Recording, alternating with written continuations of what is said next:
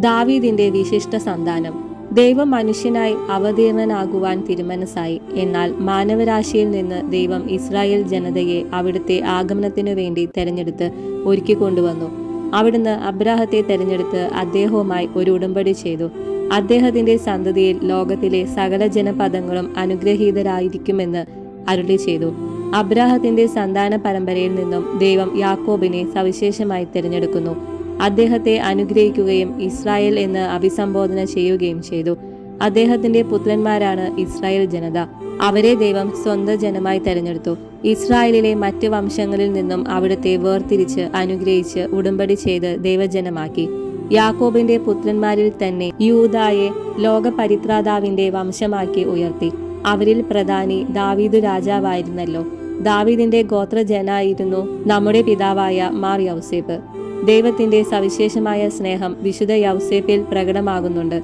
ലോകപരിത്രാതാവിന്റെ വളർത്തുപിതാവെന്ന സ്ഥാനം സമലങ്കരിക്കുന്നതിന് അനുയോജ്യനായി മനുഷ്യവംശത്തിൽ ദൈവം കണ്ടെത്തിയത് വിശുദ്ധ യൗസേപ്പിനെയാണ്. രാജവംശജനെങ്കിലും വിശുദ്ധ യൗസേപ്പ് വളരെ ദരിദ്രമായ ജീവിതമാണ് നയിച്ചിരുന്നത്.